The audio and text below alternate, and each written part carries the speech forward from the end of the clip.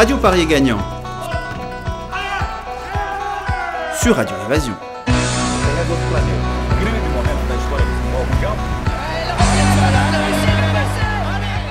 Bonjour à tous et à toutes et bienvenue sur Radio Évasion dans l'émission Radio Paris est gagnant, votre émission de sport et du Paris sportif.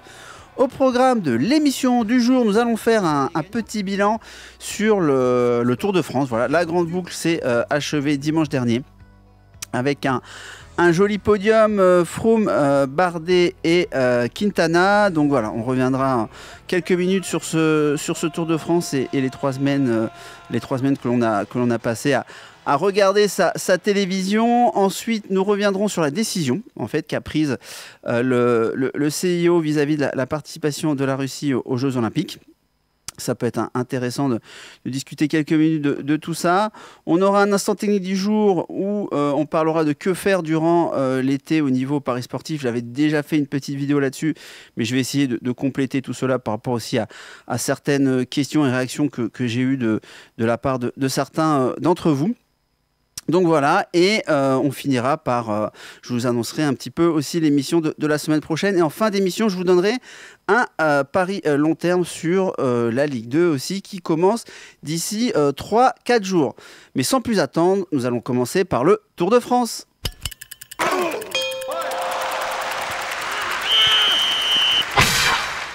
Donc le Tour de France est achevé ce dimanche, avec la victoire du Britannique Chris Froome. Alors, il a fini avec un peu plus de 4 minutes d'avance sur Romain Bardet. Voilà, Romain Bardet, deuxième. Alors, ça fait très longtemps qu'on n'avait pas eu un Français deuxième d'un Tour de France. On a vu Pinot qui était monté sur le podium, mais pas sur la deuxième place. Donc, Romain Bardet a fini deuxième à 4 minutes 5. Et Nairo Quintana, donc le Colombien de la Movistar, a fini à 4 minutes 21. Vous voyez, c'était quand même assez serré tout ça, avec Chris Froome quand même avec 4 minutes d'avance. Si on analyse un petit peu plus en profondeur, qu'est-ce qui s'est passé ? De toute manière, Chris Froome, on le sait, est très bon contre la montre. Et c'est encore ça qui a fait la différence, surtout cette année. Il a pris à peu près, alors si je calcule bien, sur Romain Bardet, plus de 3 minutes 30, quelque chose comme ça. Et au final, ils ont 4 minutes 5 d'écart. Donc vous voyez que tout s'est joué sur le contre-la-montre. Pareil par rapport à Quintana, à Yates et à tous les autres qui suivent. Froome fait vraiment la différence sur les chronos, alors que ce soit un chrono en plat ou en montagne, parce que le deuxième chrono qui était de 17 km, il a même gagné. Il a fini devant Tom Dumoulin qui l'avait devancé lors du premier contre-la-montre. Donc voilà, on va dire que Chris Froome, c'est un tout-terrain. il aime que ce soit les côtes, le plat, il est capable d'envoyer du lourd, et c'est aussi pour ça qu'il gagne pour la troisième fois mais troisième fois la grande boucle. Donc il atteint un petit peu les légendes. Il le faudra encore gagner quelques-uns pour arriver aux 5 Tours de France que certains grands coureurs ont réussi à avoir. Je rappelle, le dernier Français à avoir gagné le Tour de France, c'est le blaireau, c'est son surnom, c'est Bernard Hinault. Voilà, breton de son état, c'est pour ça que je le cite aussi. Et ça fait plus de 30 ans maintenant, donc il nous tarde d'avoir un Français qui gagne la grande boucle. Alors la question c'est, est-ce que c'est pour Romain Bardet bientôt ? Le problème c'est que s'il ne s'améliore pas un petit peu en contre-la-montre, il a déjà fait des progrès, ça va être très compliqué d'aller chercher Chris Froome. Il faudra une défaillance de celui-ci pour qu'il puisse finir devant. Quintana cette année a aussi déçu.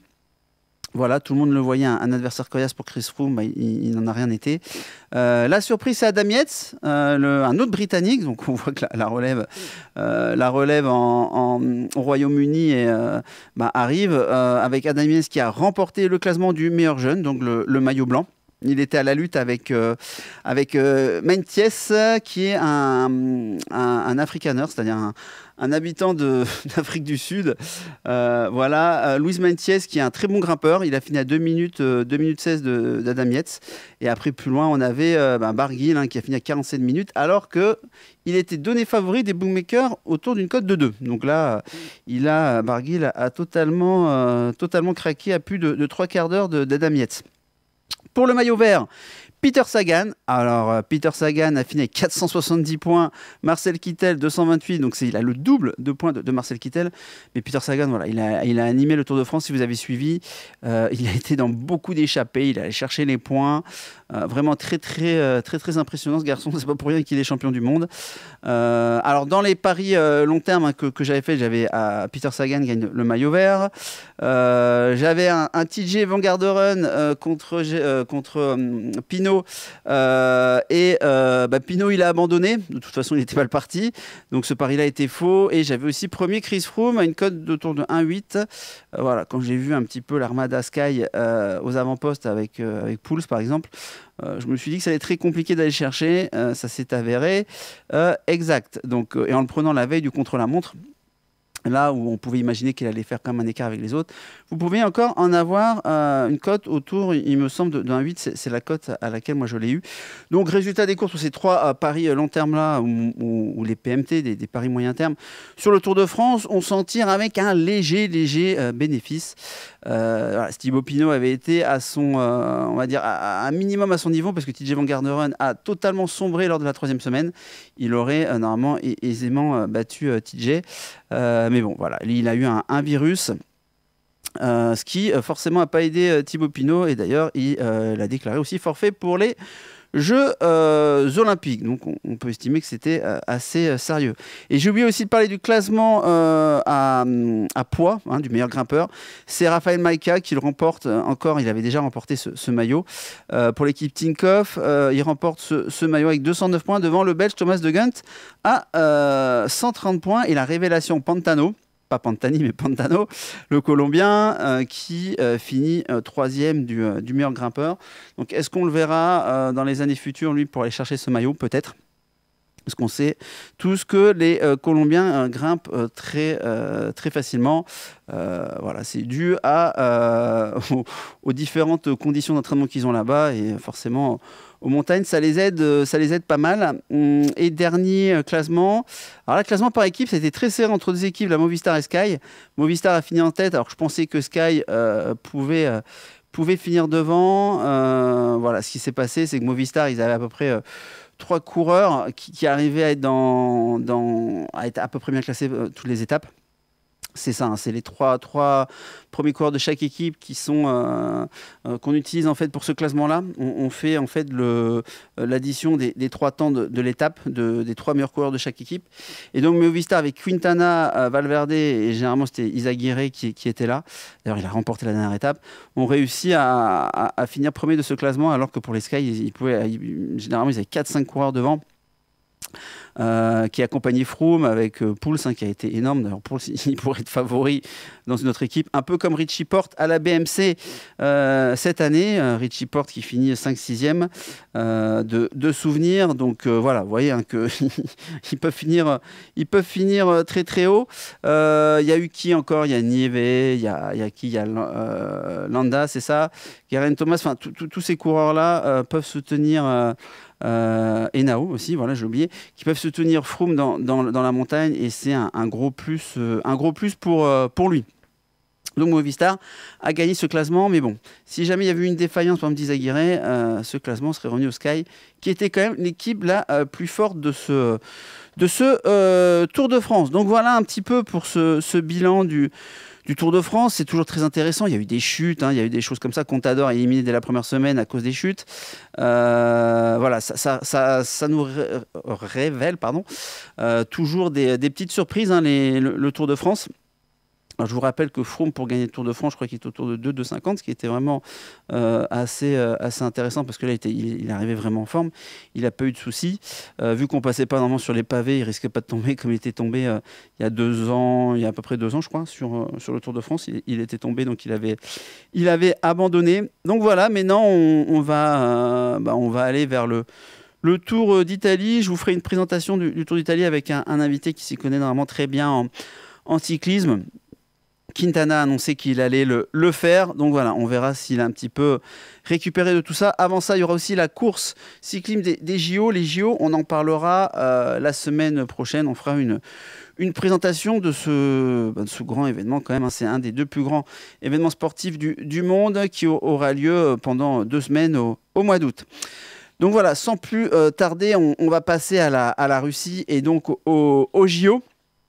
Donc, ce qui s'est passé la semaine dernière, on ne savait pas encore ce qu'allaient devenir les Russes lors des Jeux Olympiques. Ça y est, c'est fait. Alors, qu'est-ce qui va se passer? Les Russes peuvent concourir aux Jeux Olympiques. Hein, je pense que Poutine a pris son téléphone, a passé quelques coups de fil, c'est quand même assez hallucinant. Alors après, il y a 2 politiques.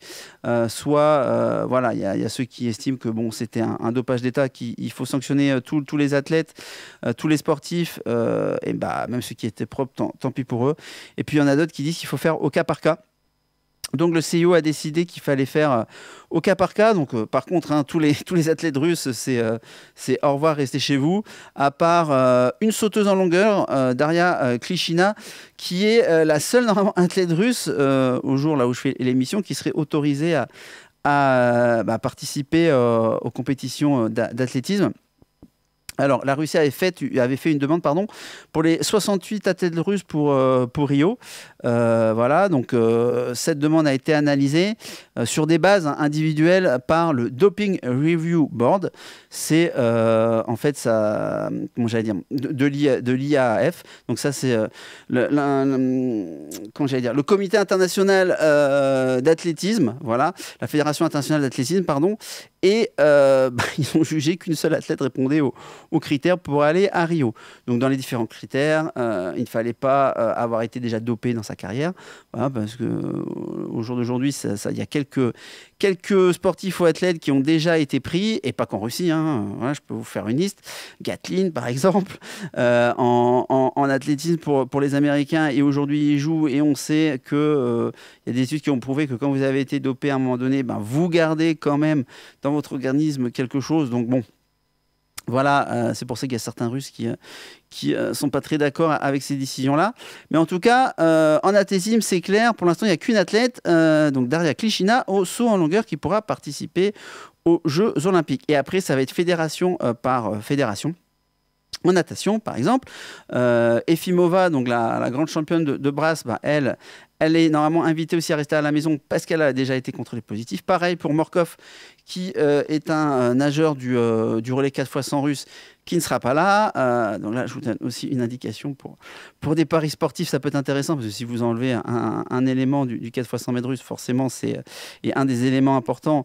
Ils seront moins bons. Voilà. Et puis dans d'autres disciplines, alors je ne peux pas vous énumérer ça, mais il y a eu des sportifs en aviron à qui on a demandé de rester chez eux. Donc je crois que les Russes n'auront plus qu'un bateau en aviron.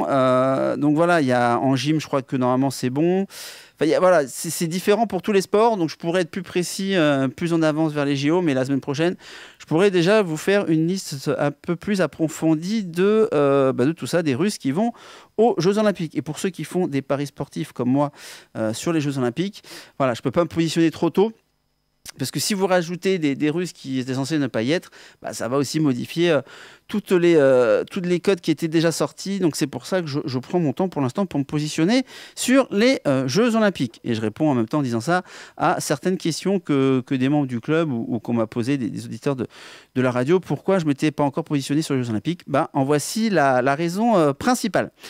Donc voilà, affaire à suivre, et on en parlera encore la semaine prochaine quand je vous présenterai un petit peu ces Jeux Olympiques avec moi des préférences pour certaines compétitions, comme vous le savez. Déjà l'athlétisme, voire la natation. Voilà, sur ce, on va passer à l'instant technique du jour. Que faire durant l'été au niveau des paris sportifs?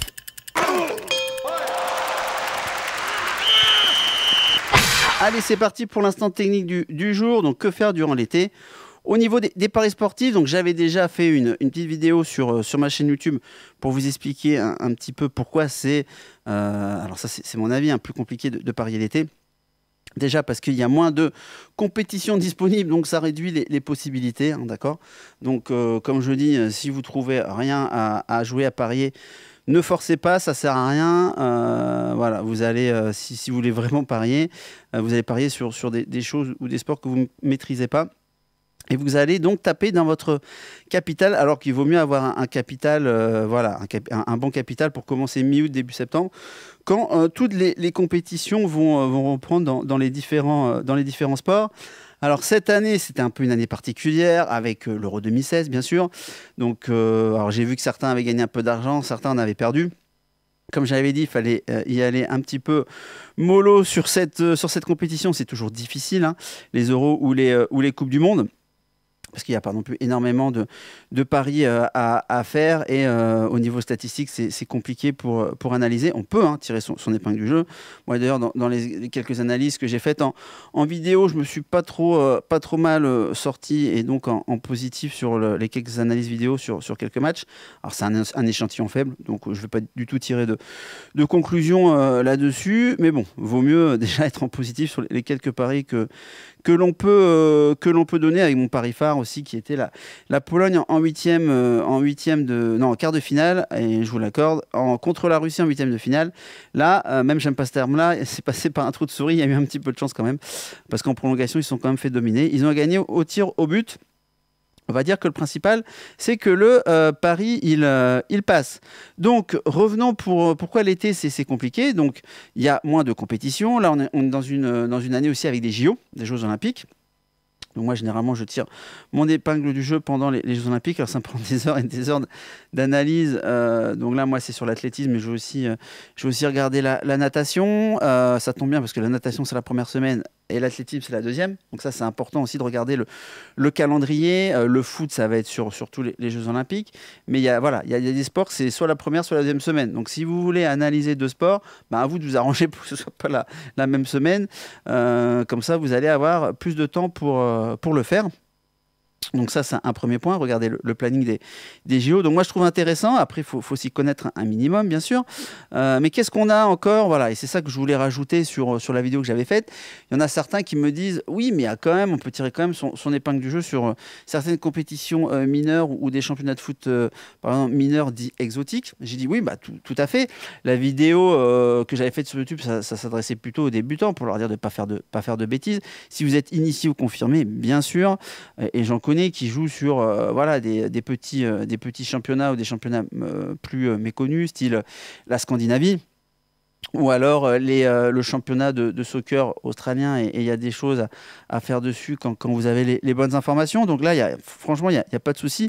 Vous pouvez le faire, mais il faut déjà être initié ou confirmé. Voilà. Et il faut un certain temps pour l'être, et pour avoir les informations adéquates, et tirer son épingle du jeu là-dessus. Mais vous avez raison, l'été aussi permet de jouer sur certaines ligues exotiques, et ceux qui savent où aller trouver les informations peuvent tirer justement leur épingle du jeu. Mais moi, je parlais en général que l'été, c'est plus compliqué, et voilà. Et la plupart d'entre vous étaient d'accord avec moi. Donc voilà, ne forcez pas, prenez l'été aussi pour souffler un peu, hein, pour être en famille, et pour analyser un petit peu vos bilans de l'année N-1, de l'année passée, en regardant un petit peu ce que vous avez fait. Si vous avez fait vos propres paris, essayez de tirer une conclusion de ce que vous avez fait, des paris qui ont fonctionné, des paris qui n'ont pas fonctionné. Si vous prenez un type de pari et vous voyez que vous êtes en négatif, en déficit sur ce type de pari-là, essayez de comprendre pourquoi, c'est important.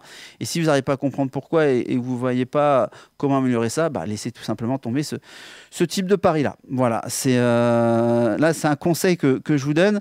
Mais si vous gardez que les paris, style, si vous êtes très bon en draw no bet, donc handicap 0, c'est pareil, en match nul remboursé, en double chance, des choses comme ça, vous gardez en fait ce type de pari-là, en faisant peut-être des petits combinés de 2-3 codes maximum. Si vous voyez que quand vous avez joué sur des victoires sèches, que ce soit à domicile, à l'extérieur, ou des matchs nuls, et que vous êtes dans le rouge, voilà, posez-vous la question, et peut-être arrêtez de jouer ce type de pari-là, ou des scores exacts. Hein. Ça, comme je vous l'avais déjà expliqué, ça ne sert à rien de jouer des scores exacts. C'est très compliqué de gagner de l'argent là-dessus, et généralement, en plus, les bookmakers, ça, vous ne le voyez pas, mais ils ont interagi encore plus bas sur ce type de pari.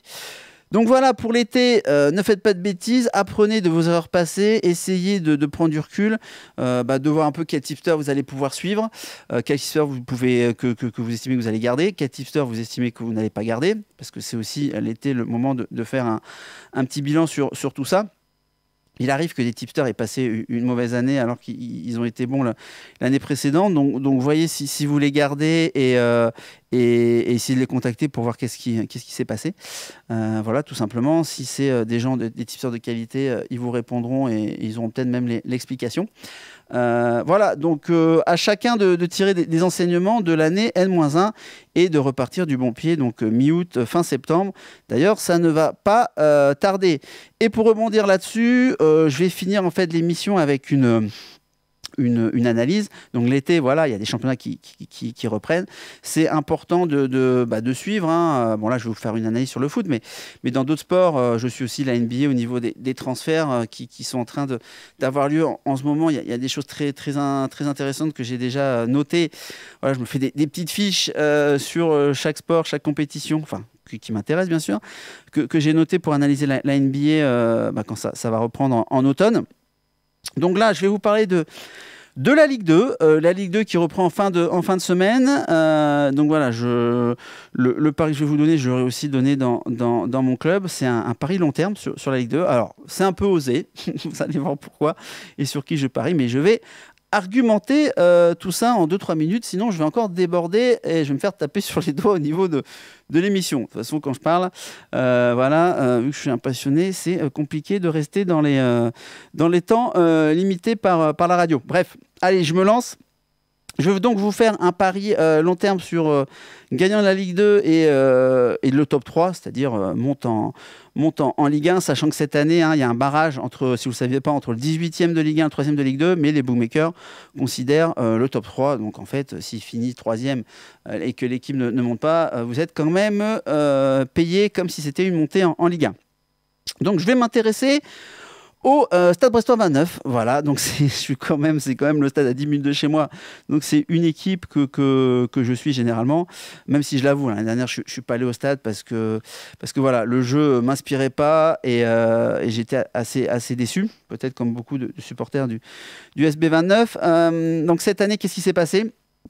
Voilà, on a fait un petit peu table rase, entre guillemets, de l'année dernière. On a un nouveau président avec Denis Le Saint qui, voilà, au passage, c'était mon patron quand j'étais coteur à France Paris Sportif. La société lui appartenait, à lui et à son frère. D'ailleurs, son frère, aujourd'hui, il est le président du BBH 29, que je vais suivre toute l'année. J'ai pris mon abonnement, que j'avais dit l'année dernière, donc j'espère avoir des bonnes infos là-dessus. Mais je vais suivre aussi d'un œil la Ligue 2 et donc le Stade Brestois. Pourquoi ? Parce qu'il y a Jean-Marc Furlan, voilà, qui arrive, l'entraîneur.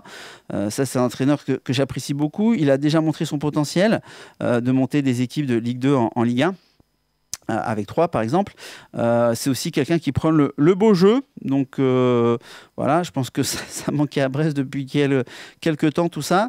Je fais confiance à l'équipe dirigeante, ils ont des nouvelles installations pour s'entraîner, donc voilà, tout ça se met en place. Et voilà, Denis Le Saint, donc la famille Le Saint, c'est des entrepreneurs qui rayonnent au niveau de la région et puis sur la France. Et ils sont sérieux, donc je pense qu'il y a un projet assez intéressant là-dessus, donc avec Jean-Marc Furlan. Il a aussi, il a été chercher des joueurs, j'estime, c'est des bonnes pioches, comme Fossurier qui vient de Sochaux. Vous avez Quef, en fait, voilà, qui avait déjà joué à Brest et qu'ils ont été chercher. Il est prêté par l'Udinese. Donc lui, il va jouer normalement devant la défense. Donc ça, c'est pas mal. Après, on a été chercher Mopai. Donc c'est un attaquant qui est à Saint-Etienne. C'est un jeune, il a encore l'épreuve à faire, mais j'ai confiance en ce qu'il est capable de faire. On a eu quelques prêts aussi de Lorient, voilà, d'Ajaccio. Alors Ajaccio avec Diallo, c'est plutôt un achat. Donc l'année dernière, il y a Batocchio. Alors Batocchio, c'est aussi un jeune Italien qui déjà l'année dernière, qui faisait partie de l'équipe Italie Espoir. Et je pense que cette année, avec Furlan, il peut s'éclater. Il peut aussi passer un palier. Il joue à Watford, l'année encore d'avant en Angleterre. Voilà, donc j'estime que c'est une équipe assez équilibrée, assez costaud. Petit point d'interrogation, c'est la défense centrale. Voilà, on va voir comment elle évolue ensemble. Parce qu'ils ne se connaissent pas vraiment. Mais j'ai confiance. J'ai confiance. D'ailleurs, les 3 matchs amicaux que Brest a fait, ils ont battu Metz 1-0, battu Guingamp 2-0, battu Rennes à l'extérieur 1-0. Je pondère sur Rennes parce que c'était l'équipe B. Mais bon, voilà, ça fait 3 victoires quand même. Donc, est-ce que la patte Furlan est déjà sur le Stade Brestois 29? Bah écoutez, moi, je l'espère. Alors, c'est pour ça aussi que voilà, je vais miser sur Brest. Alors, c'est pas parce que je suis brestois, mais c'est parce que j'estime que les books, aujourd'hui, il y a une value sur ce club-là. Ils ont fini aussi 10e l'année dernière, avec une fin de saison, on va dire, cauchemardesque.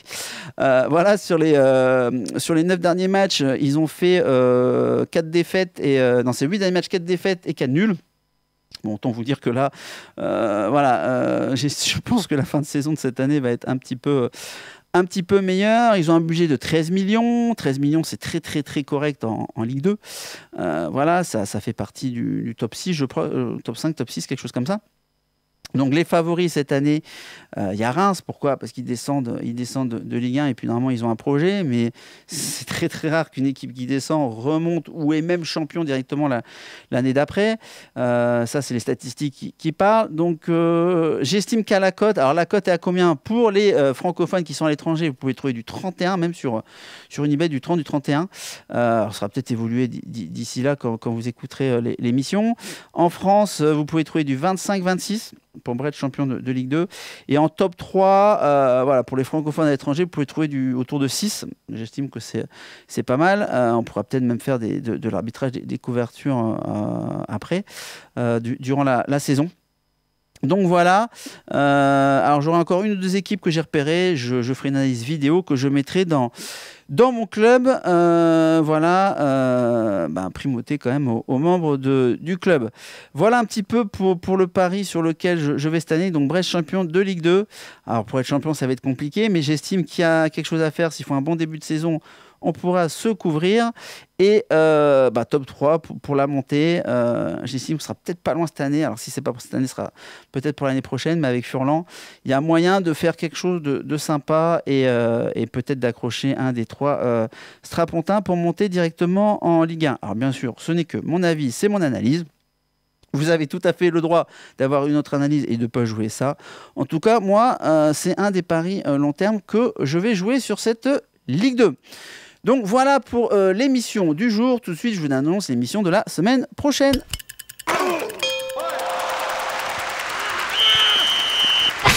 Alors donc, l'émission de la semaine prochaine, comme je vous ai dit, il y a le grand événement qui arrive. Ça va commencer le 5 août, le week-end du 5 août, avec les Jeux Olympiques de Rio. C'est l'hiver, il fait 30 degrés à Rio. Les moustiques Zika, l'hiver, ils sont un petit peu moins, on va dire, méchants, entre guillemets. Donc voilà, des athlètes et des sportifs qui pensaient ne pas y aller, vont y aller parce que le risque est très, très, très minime. Donc voilà, une belle fête qui s'annonce, malgré les petits problèmes qu'il y a eu dans les logements. Les Australiens et les Néo-Zélandais qui sont arrivés ont eu des petits problèmes de plomberie apparemment et de choses comme ça, d'odeur. Bon bref, tout ça, ça va rentrer dans l'ordre. Alors on parlera pas du village olympique la semaine prochaine, mais on parlera des différents sports. Alors je pourrais pas tous les traiter, mais je traiterai les sports que j'ai étudiés et ceux qui m'intéressent. Voilà, et je vous dresserai un petit peu, peut-être déjà 1 ou 2 paris vers lesquels je m'oriente pour ces Jeux Olympiques. Moi, ça va être 2 semaines. À l'heure brésilienne, je pense que ça va faire des choses comme 14h, 3h à 4h du mat. Voilà, ça, parce que la plage horaire des Jeux Olympiques, ça va être ça au niveau des retransmissions télé. Donc voilà, ce sera mon rythme pour les 2 semaines en en août qui approche. Voilà, donc j'ai déjà prévenu ma famille, il n'y a pas de souci. Ma femme, mon fils, je leur ai dit, on va se croiser. Mais bon, voilà, quand on est passionné, c'est comme ça. Et puis voilà, je veux dire, c'est 2 semaines dans l'année, tous les 4 ans, c'est pas non plus énorme. Donc sur ce, je vous dis à la semaine prochaine. Vous pouvez me retrouver sur le site de radioévasion.net ou sur mon blog www.parier-gagnant.com en podcast. D'ici là, portez-vous bien, pariez bien et surtout, pour parier gagnant, il faut parier intelligemment. Au revoir à tous.